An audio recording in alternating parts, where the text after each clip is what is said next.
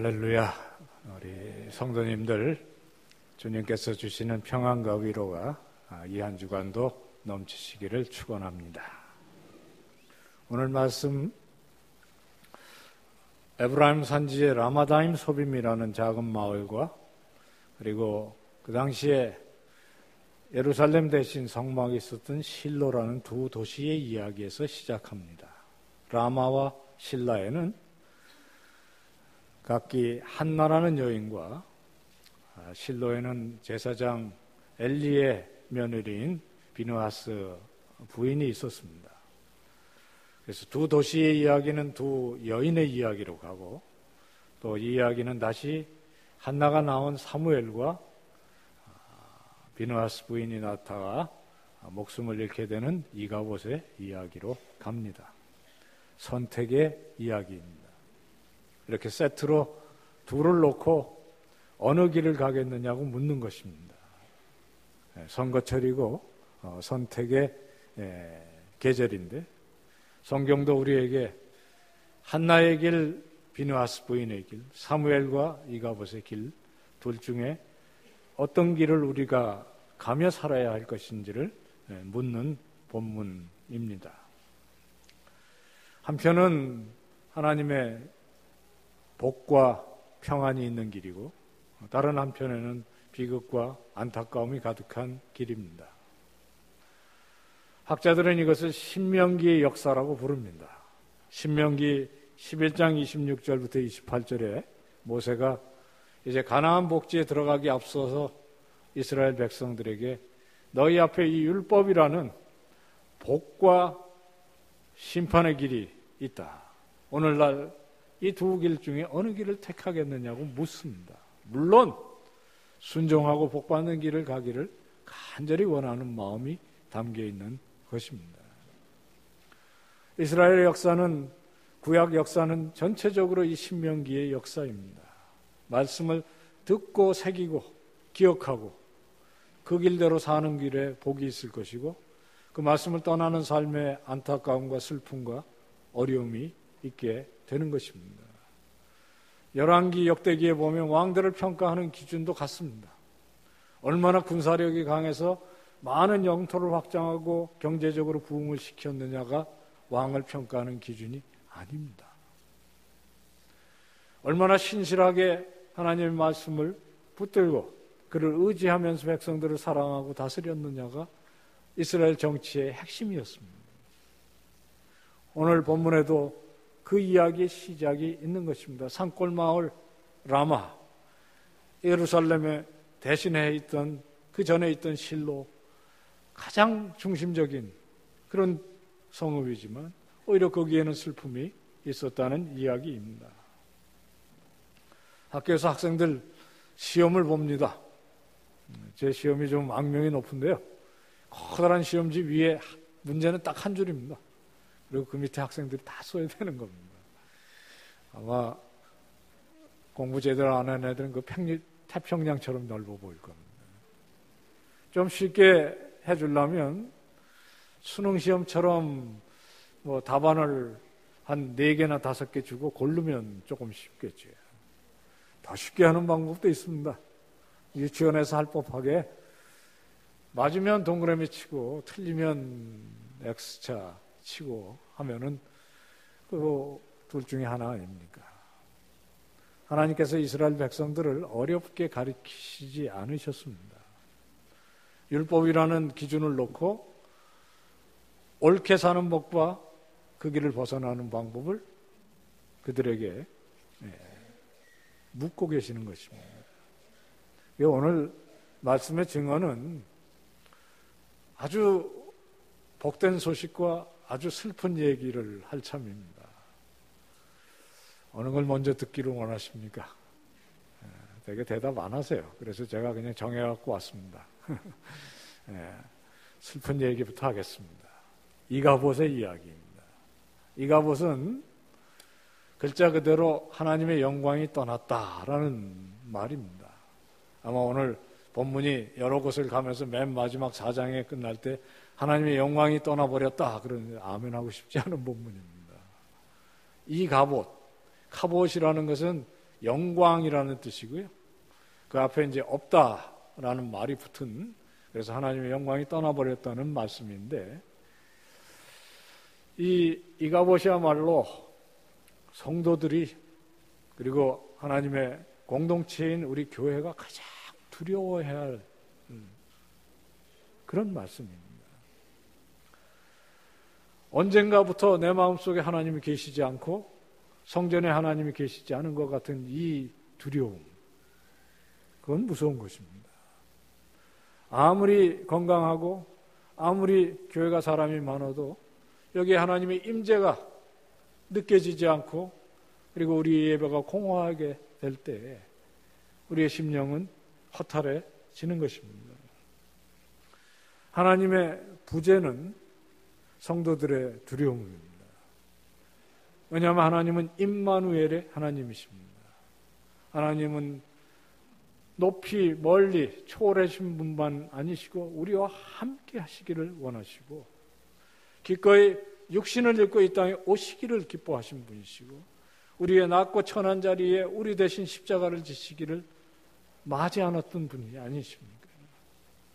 그러나 하나님께서 내 속에 하나님 없다, 그렇게 되면 그것은 하나님께서 떠나신 것이 아니라 우리 자신이 하나님으로부터 멀어진 것이 아니겠습니까? 미국에서 한참 많은 사람들이 읽는 작가 중에 필립 얀시라는 사람이 있습니다. 굉장히 많은 사람에게 은혜를 끼친 작가임에도 불구하고 그 사람의 삶에도 이런 어두운 시절이 있었던 것 같아요. 그래서 그 사람의 회고집 중에 내 속에 하나님 없다라는 책이 있어요. 두렵고 떨리는 책입니다. 오늘날 우리 개인이 그럴 수 있고, 가정이 그럴 수 있고, 교회가 그럴 수 있고, 민족이 하나님을 떠난 그런 어두운 자리에 놓여 있을 수 있습니다. 지금 사무엘서 1장에 그 앞에 사사기 시대가 바로 이스라엘 백성들 가운데 하나님이 떠나버리신 것 같은 어두운 시기였습니다. 그것을 가장 부정할 수 없게 보여준 사건이 바로 이가봇의 이야기인 것입니다. 이스라엘 백성은 영광의 백성이었습니다. 아브라함께서 친히 장차 예수 그리스도를 보내시기 위해 택하신 민족이고, 그 약속을 신실하게 지키시는 가운데 애굽 땅에서 종된 이들을 하나님이 영광으로 출애굽시키시고 광야에서 훈련시키시고 하나님의 약속대로 가나안에 정착하게 하셨습니다. 군사력이 없지만 여리고를 부시고 그 땅의 모든 민족들 가운데 하나님의 나라를 이루었는데, 그 영광을 사사기를 통해서 잊어버리는 것입니다. 10명이 넘는 사사를 보냈지만 사사가 활동할 때는 반짝하다가 또 떨어지고 또 떨어지고 이러면서 계속 내려간 것 아닙니까? 사사기 끝자락을 보면 정말 입에 담을 수 없는 이야기들이 있습니다. 하나님의 백성이 이방 민족 보다 못한 위치에 떨어지는 것인데 하나님께서 심판을 하시죠. 어려움이 옵니다. 이런 상황을 잘 보여주는 것이 엘리고 이가봇입니다. 엘리는 4장 18절에 보니까 40년 동안이나 사사 역할을 했다 그랬습니다. 세종대왕 보건관은 오랜 통치를 한 거예요. 아마 한때는 굉장히 현명하고 굉장히 능력 있고, 그리고 외적들과 싸움에도 승리할 수 있는 아주 강한 지도자였던 것이 분명합니다. 그러나 4장 15절에 보면 이제는 98세의 노인이고요. 몸이 너무 비둔해서 전쟁에 나갈 수가 없는 사람이고, 무엇보다 치명적인 것은 그의 눈이 어두워서 앞을 보지 못했다 그랬습니다. 한 민족의 지도자가 앞을 보지 못한다는 것은 여러 가지 상징적인 의미가 있는 것입니다. 그래서 그 자녀들인 홈니와 비누아스라는 두 아들이 그 아버지를 대신해서 성전의 제사장 노릇도 하고 또 전투가 벌어지면 사사의 역할을 했는데, 문제는 이들이 악당이었다는 것입니다. 2장 15절에 12절에 보면 이들은 불황자라, 악당이라, 여호와를 알지 못하였다 그랬습니다. 어떻게 제사장의 옷을 입고 성전을 수종하는 자가 하나님을 알지 못했다는 말을 듣게 되는 것일까요? 이것은 지식이 없다는 얘기도 아니고 그들이 교육을 못 받았다는 얘기도 아닌 것이 분명한 것입니다. 하나님의 이름으로 일컬음을 받는 성도는 말할 것도 없고 지도자들이 여호와를 진심으로 알지를 못했다. 이거는 여호와를 경외함이 없다는 뜻이고요. 여호와를 두려워함이 없다는 뜻이 아니겠습니까? 그 결과는 뻔한 것입니다. 성전에 오는 제물들을 편취하고요. 심지어는 성전에서 음란한 일을 벌이고 총체적으로 부패한 교회 지도자의 모습, 홈리와 비누아스가 보이고 있는 것입니다. 오죽하면 하나님께서 죽이시기로 작정했다. 그렇게 성경이 이야기합니까?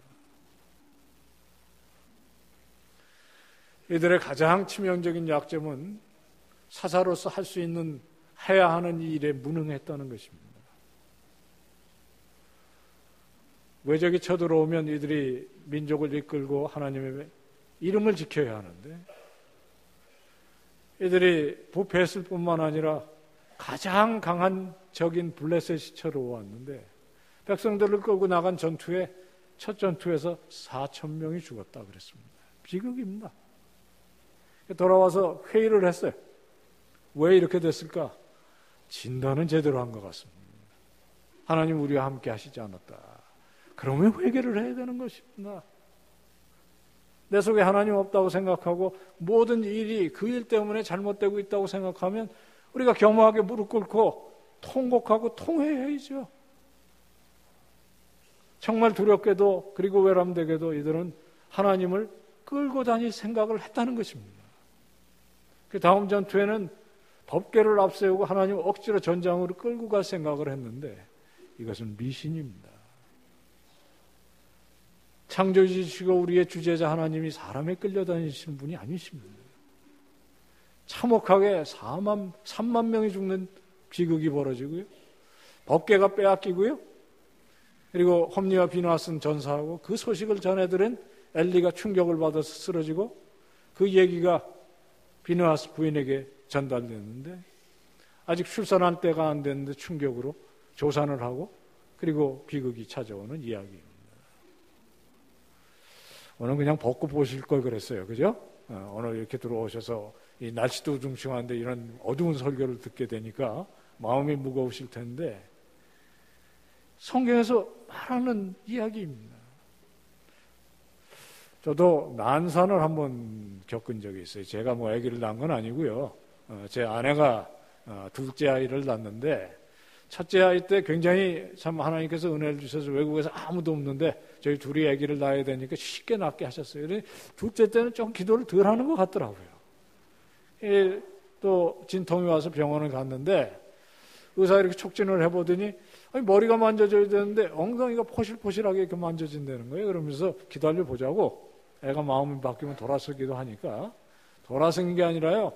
얼마나 몸부림을 쳤는지 애가 온 몸에 이 다리 사이에다가 탯줄을 감게 된 거예요. 이게 수술할 수밖에 없다. 이렇게 됐어요. 근데 밤중에 수술할 수가 없으니까 의사가 출근한 아침까지 기다렸는데 얼마나 힘들었는지 아침에 마취를 하는데 마취하기 잘 안 듣는 거예요. 그래서 이제 수술실에 들어가야 되는데 혹시 뭐 일이 어떻게 될지 모르니까 당신 같이 들어오라고 그러더라고요. 그러면서 제 얼굴을 보더니 수술방에서 기절하게 안 생겼대요. 그래서 제가 할 수 없이 따라 들어갔잖아요. 둘이 조금 전에 걸어 들어가서 수술대에 위에 누웠는데 제 앞에서 이제 뭐 수술을 시작했어요.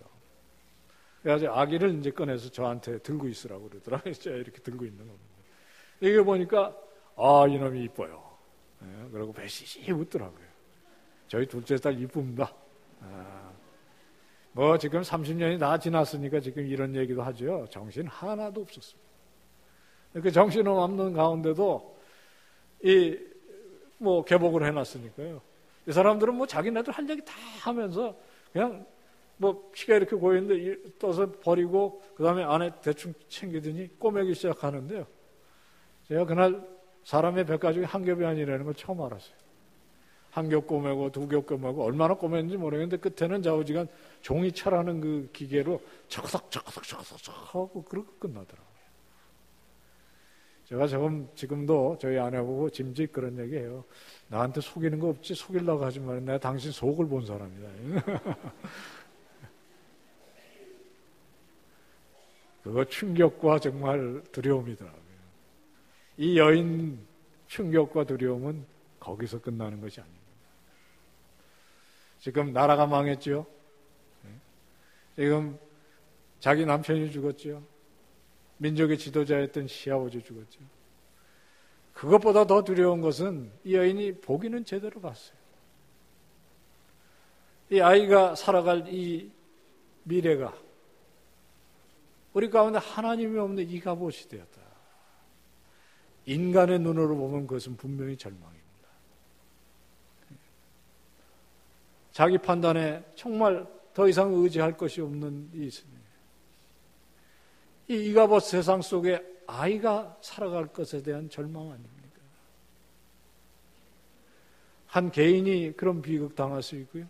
한 가정이, 한 교회가, 한 민족이 그럴 수 있고. 오늘 한국교회 쉽지 않습니다. 하나님께서 이 땅을 보시면서 탄식하는, 한국교회는 정말 세계가 부러워하는 교회예요. 하나님께서 특별한 목적과 뜻을 가지고 이 시간까지 지키시는 줄 알고요. 우리 충신교회는 하나님께서 보호하시고 아끼시는 교회라고 믿습니다. 그러나 많은 교회들이 어려움을 겪는 이 땅에 한국교회가 120년, 30년을 지나면서 얼마나 하나님의 많은 사랑과 돌보심이 있었던 교회입니다. 특별히 민족이 일제 압박과 전쟁과 독재를 지나오는 동안 한국교회 꾸준히 하나님께서 기르시고 부흥시키시고 그리고 역사하셔서 오늘날 우리가 이와 같은 신앙의 자유와 예배의 아름다움을 누리는 거 아닙니까? 거기에는 다른 세계의 교회들 못지않게 아니면 더한 순교의 피도 있었고요. 지금 영화 상연되는 것 같은 그 주기철 같은 그래도 교회뿐만이 아니고 민족과 국가 앞에 내놓을 수 있었던 정말 신앙의 절개를 지켰던 분이고 암울한 시대의 민족에게 소망을 주었던 그리스도인들이 있었던 거 아닙니까? 그런데 어떻게 우리 시대에 예수 믿는 사람들 세상으로부터 칭찬과 존경을 받지 못하고 우리들도 뭔가 암울한 생각을 하는 것은 우리 자신을 돌아봐야 될 때가 된 것이 아닙니까? 오늘 아침 이가봇을 통해서 우리들이 깨달아야 하는 메시지는 내 속에 정말 하나님 계시는가? 우리 예배 가운데 정말 하나님께서 영광 받으시고 우리를 만나주시고 우리의 찬양과 기도를 들어주시고 우리가 그 예배가 끝나고 문을 나설 때 주님 나와 함께 한 주일 더 살 수 있는 힘을 주옵소서 그런 힘을 받아갖고 나가시는 그런 교회들이 되어야 되는 것 아닙니까? 우리 충신교회는 그런 교회 되신 줄로 믿습니다. 우리 눈으로 함부로 절망과 슬픔과 안타까움을 얘기할 것이 아니라 눈을 들어 하나님 보시는 것을 보고 소망이 어디서 오는가를 보아야 할 때가 된 것입니다. 소망은 사무엘에게서 옵니다. 사무엘은 글자 그대로 하나님께서 기도를 응답하셨다는 뜻입니다. 스무라는 말은 들었다 그런 뜻이고 엘은 하나님이시라 하나님께서 기도를 들으신 곳 거기가 소망이 있는 것입니다. 눈물로 기도하고 그 기도를 살아가는 다음 세대가 있는 곳에 소망이 있는 것입니다. 암울하고 어려운 시대라도 우리에게는 비록 무화과 나무에 열매 없고요, 포도나무에 결실이 없고요, 밭에 곡식 없고 외양간에 송아지 없고 아무것도 없어도 우리에게 하나님이 우리 가운데 계시고 하나님 우리를 지키시는데 소망이 없을 리가 없는 것이고요. 그런 개인과 그런 가정과 그런 교회에 소망이 있는 것이고 그런 교회가 민족의 소망이 되는 줄로 믿습니다. 사무엘은 이 어두운 시대에 하나님께서 남겨둔 소망의 불씨입니다. 저는 이 부분의 성경을 읽을 때 참 그 성경을 기록하신 방식도 오묘하다 그런 생각을 해요.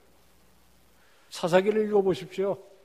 어떻게 하면 그렇게 미련하고 무지하고 완악하게도 계속 사사만 없어지면 다시 우상숭배로 12번이 넘게 돌아가는가.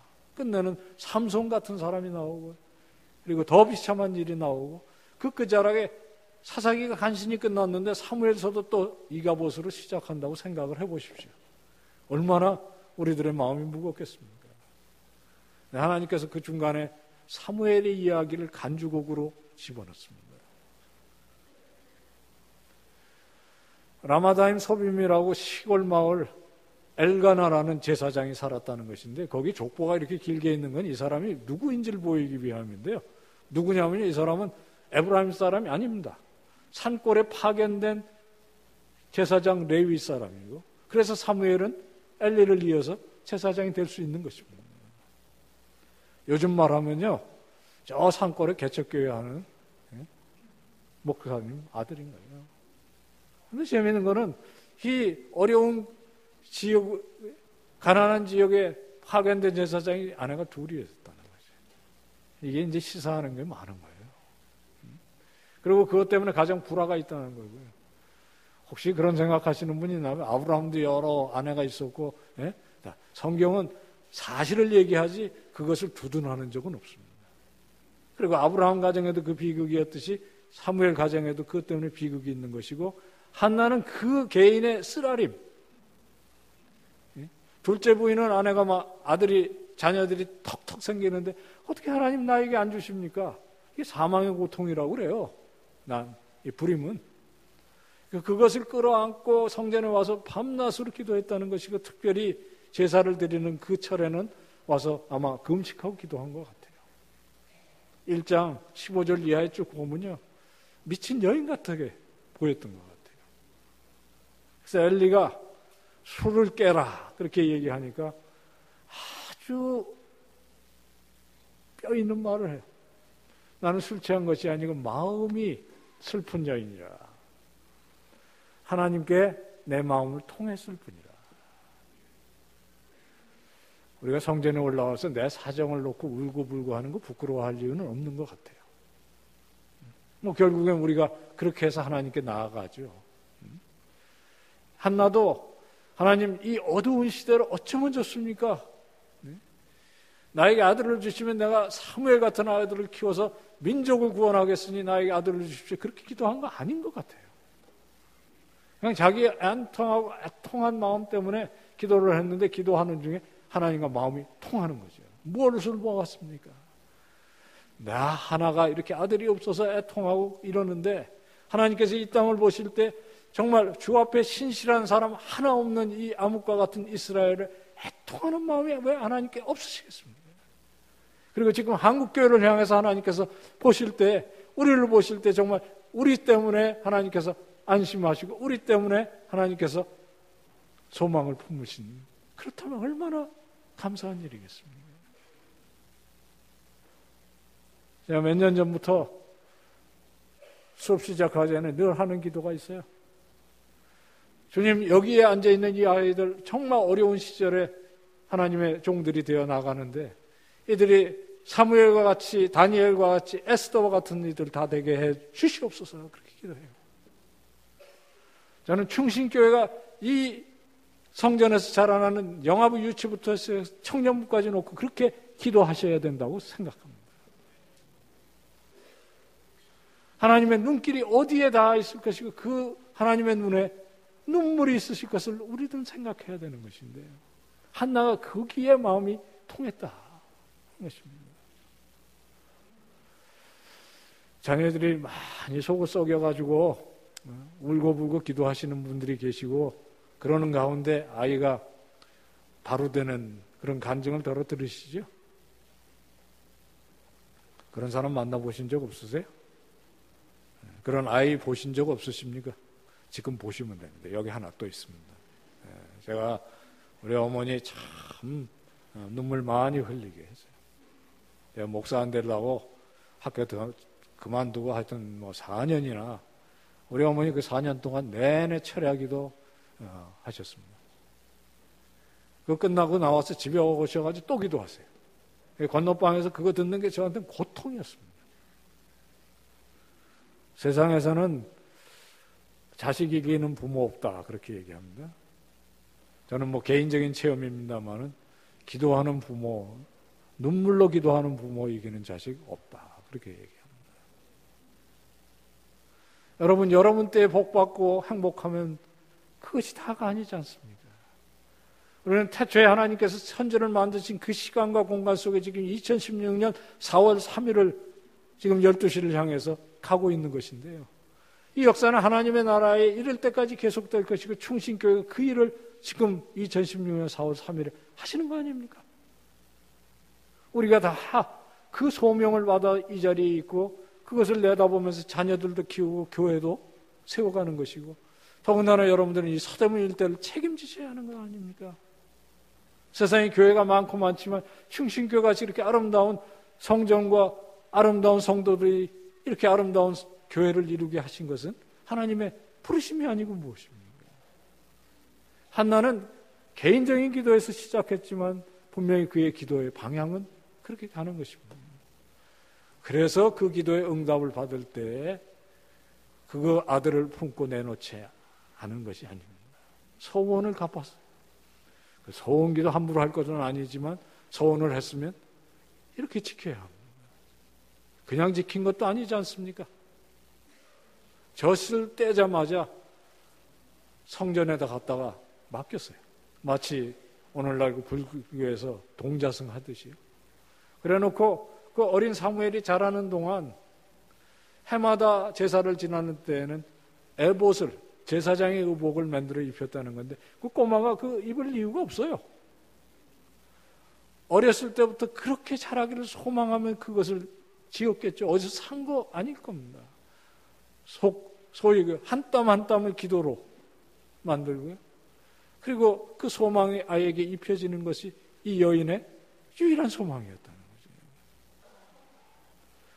그거에 비해 보면 대한민국의 오늘날 많은 부모들이 신앙교육보다는 대학에 잘 들어가는 거, 애들 취직 잘하는 거, 그 다음에는 결혼 잘하는 거, 하나님께 맡기시기를 바랍니다. 또 하나님께 내어드리는 그런 그 부모의 비전이 없으면 아이도 그 비전대로 살 수가 없는 것이 아닙니다. 한나의 헌신이 그렇고 기도가 그랬듯이 아이가 그런 소망 가운데서 자라나는 위대한 역사가 한나와 사무엘로 이어지는 것이고요. 이것이 어떻게 2016년에 이 자리에서 예배드리는 우리에게 주는 메시지가 없겠습니까?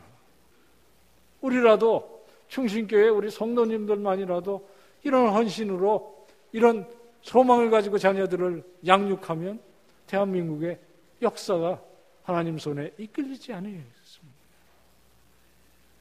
지금 선거철입니다. 굉장히 중요한 결정을 할 거고요. 뭐 이것이 한국 사회의 미래를 만들어 갈 것입니다만은 문제는 정치도 경제도 국방도 아닌 겁니다. 문제는 신앙이죠. 대한민국이 언제 이만큼 부유하고 강하고 안정되어 있던 시대가 있었습니까? 암울하던 시대에 우리 선조들이 이 땅을 위해서 기도하고 전도하고 그나마 신실하게 살았기에 오늘날 우리가 이 신앙의 자유를 누리는 것 아닙니까?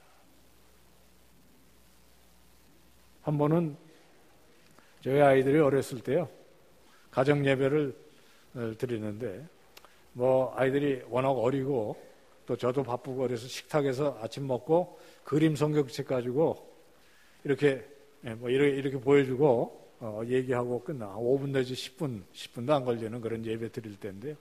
마침 그날 이야기가 사무엘이었어요. 그래서 끝자락에 그러니까 우리 딸들이지만 이 시대에 사무엘이 되어야 하는 거야. 그리고 기도해주고 갔어요. 저도 지하철에 이렇게 계단을 올라가는데 갑자기 그런 생각이 드는 거예요. 애들이 사무엘 되면 난 뭐 해야 되냐. 그런데 그게 그냥 지나가는 질문이 아니었어요. 왜냐하면 사무엘은 그럼 애들이 하고 그럼 난 여기 뭔가 해야 되는데 엘리는 하고 싶지 않은 거예요. 홈리와 비나와서 더 하기 싫어요. 그래서 하루 종일 마치 그 무슨 연극에 제가 원하지 않는 역을 맡은 것 같은 그런 그 씁쓸함 속에 있다가 오는 길에 제가 깨달았어요. 한나가 되자. 한나가 되자. 하나님께서 한나 되게 하신다. 그 다음에 저희 학교에서요, 설교하는 게 있고 그러면 저희 학교에 전부 다 세례교인만 들어오고 다 정말 신실하게 헌신하는 애들 아니에요. 여러분들이 사무엘 되십시오. 나는 한나가 되겠습니다. 우리 성도 여러분, 사랑하는 충신교회 형제님들, 자매님들, 한나가 되시기를 축원합니다. 여러분들이 이 성전 안에서 자라나는 모든 심령들을 위해서 헌신도 하시고 정말 모범도 보이시고 그리고 그들을 위해서 뜨겁게 기도하시는 그런 공동체가 되어야 그런 교회가 하나씩 둘씩 늘어나면서 대한민국에 부흥과 회복은 일어날 줄로 믿습니다. 선거철이 되어가지고 우리 조금 전에 신 목사님께 그 얘기 들었어요. 충신교회는 참 전도를 열심히 하신다고 그러니까 얼마나 감사한지 몰라요. 오늘날 교회가 건강하지 못하니까 전도도 잘 안 해요. 저는 충신교회를 향한 그런 소망이 있습니다. 서대문 1등급 때에는 길거리에서 전도하는 교회는 충신교회 아니면 여호와의 증인밖에 없다. 그런 얘기 좀 들었으면 좋겠어요. 네? 여호와의 증인은 열심히 해요. 그리고 사실 신천지는 더 열심히 합니다. 그런데 우리가 참된 복음을 가졌는데 왜 전도를 안 하겠습니까? 그리고 이 이야기는요, 이 얘기 무슨 이야기입니까? 시골 마을에 그 개척교회, 저희 학교에 그런 자녀들 많거든요. 서울의 대형 교회 목사님 아들들보다 그 시골 교회에서 월급도 제대로 못 받고 거기서 자녀들이 목사 되겠다는 애들이 갸륵한 애들 많습니다. 이 이야기가요, 흙수저 물고 나온 사람 금수저 이기는 얘기예요. 지금 실로에서 온갖 존경과 사랑을 받던 엘리의 자손의 그 며느리는 이가봇이라고 얘기하는데 산골 마을의 한나의 아들이 사무엘이 되었다는 얘기인데요. 우리가 사무엘 되어야 되는 거 아닙니까? 그리고 우리는 한나 되어야 되는 거 아닙니까? 저는 한국교회 교인들이 저를 비롯해서 모든 어른들이 좀 한나의 심정을 품어야